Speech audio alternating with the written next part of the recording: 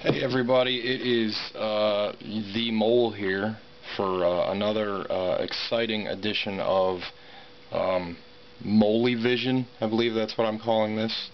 Today I'm going to do my weekly comic reviews because as I know, and as I'm sure you already know, my opinion about comics literally rocks the industry each and every week. And this week is comics came out April 10th, so this is the reviews for comics that came out on April 10th. Exciting stuff. So let's see what we got. First on the old chopping block is Young Liars issue 14. This book is really good if you can have patience with it. It's a lot like me in a relationship. It's really hard to describe what makes this book so good. It's really weird, but in a good way. It's almost kind of like David Lapham's attempt to make a David Lynch movie mixed with like Spinal Tap or I don't know, some kind of rock and roll element. It's funny. It's gross. It's definitely a mindfuck book. But this book continues to be really good. And honestly, if you're not reading it, you should at least give it a try, the first three, because it's definitely a very interesting book that you never really can tell where it's going. And this issue is without exception. It's very good. So Young Liars, pick it up. David Lapham from Maryland, I believe. So support your Marylanders. All right. Next we have the newest issue of the Punisher Max series, which is issue 69. This book is really good. I'm really enjoying this particular arc, the 6 Hours to Kill, where the Punisher's been like drugged and he has 6 hours to before he dies, and he's trying to find the antidote and who set him up and da. But the art's really good and the dialogue is particularly good. Real witty dialogue. Cool scenarios that you want the Punisher in, basically the Punisher fucking people up. The Marvel Max series continues to surprise me since it's good without Garth Ennis, which I honestly thought was going to be impossible. So, I don't know. Another good book. So, there's 2 in a row that are good. These videos are usually good when I'm really mad, but I like this book a lot. It's definitely worth checking out, and everything's good about it. Art's good, story's good, so what more could you want? Maybe a couple of robots, but there's no robots, unfortunately. So, Marvel Max Punisher. Buy it. Or don't.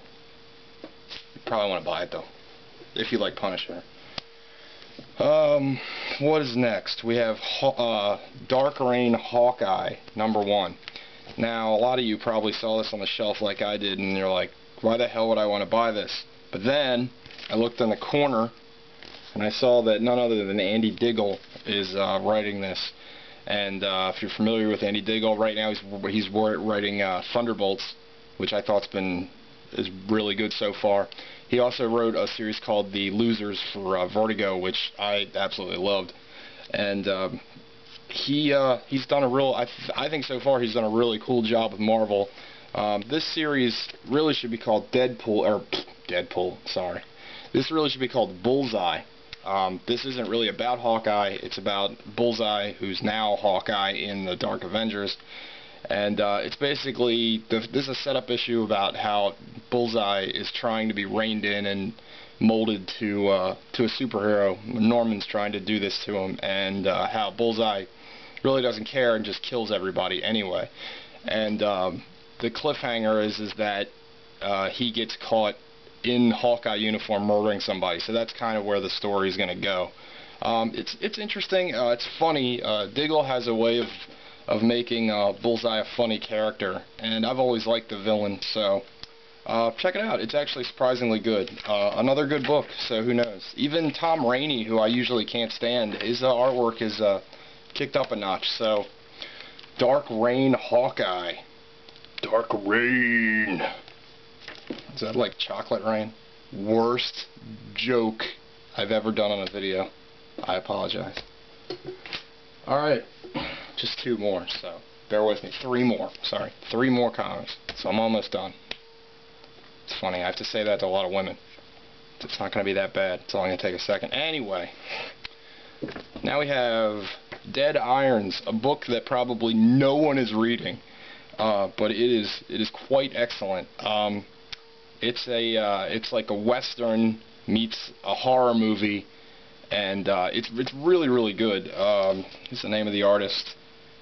Jason Sean Alexander draws it. He has a really killer style. It really fits well with the book. It's kind of like a Jay Lee-ish type style, and it's really, really dark. It's very violent, and I really like it. Like I said, it's one of these books that I don't think anyone's talking about, but I've really enjoyed the series. It's something that it's only in issue 3, so you can probably still go to your shop, and they probably still have all the issues. But basically, it's about these siblings that are either vampires or werewolves, which is kind of weird. They have like this curse, and the one sibling is basically following their path of destruction and is going to kill them. He's like a vampire hunter, and you find out that like what links them together is their like weird religious zealot dad like actually gave them this curse, and in this issue gives a lot of their backstory. It's very kind of Lovecraftian or Clive Barker-ish, but mixing that with the Western element, I think it's really, really interesting, and again, something that I think everybody should check out, and if you don't, you suck. So Dead Irons, pick it up. Cool Jay Lee cover. And it's rotten getting old. I really want to go to bed. It's only like, it's like almost 10 o'clock, and I'm like ready to go to sleep. It's kind of sad. Alrighty. So, wrapping up, the next book that I have this week is Daredevil Noir. This is what, the 3rd book in the Marvel Noir series, the first 2 being the X-Men and the Spider-Man books. Both I thought were decent. The Spider-Man one I thought was better than the X-Men one. The X-Men one kind of lacked focus. This is really cool, the Daredevil one. Basically, the art really, really sticks out for me. And the story is pretty cool so far. It's it's your basic setup issue. Kind of shows you what the difference is between, the Daredevil that we all know and this new Daredevil in this, kind of, Mike Hammer-esque time setting. But it's kind of neat. Daredevil this time isn't a lawyer. He's like a private eye, so go figure. The woman comes in the private eye office. I have a, history, and I need you to take care of it. So, classic noir setup, but kind of mixed with superheroes, and it's pretty neat. Definitely a good enough first issue. That's something I'll be looking forward to reading when it comes out next month. So Daredevil Noir, pick it up if you like Daredevil and old movies in black and white. So I'm talking to you, Frank Miller. This book was actually made for Frank Miller, but he'll probably never read it because he's crazy. Alright, last. I saved, in my opinion, the best for last. We have Wolverine Weapon X. And Marvel is, in the marketing genius that they harness, they got a new Wolverine movie coming out, which is really bad. You can watch my review.